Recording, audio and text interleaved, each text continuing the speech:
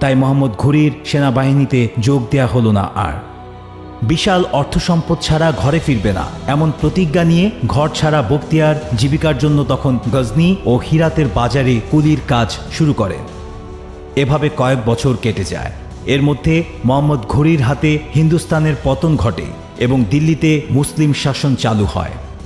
বখতিয়ারের কাছে তখন খবর আসে সেখানে নতুন নতুন অনেক মুসলিম রাজ্য তৈরি হচ্ছে। সুতরাং কাজের সন্ধানে গজনি ছেড়ে বখতিয়ার পাড়ি জমায় ভারতের পথে। তবে এবারও ভাগ্য বখতিয়ারের সহায় হয়নি। শুধুমাত্র দেখতে অসুন্দর হওয়ায় দিল্লির শাসক কুতুবউদ্দিন আইবেকের দরবারেই ঢোকার সুযোগ পায়নি বখতিয়ার। দরবারের সিপাহীরা হাসি তামাশা করে তাড়িয়ে দেয় বখতিয়ারকে।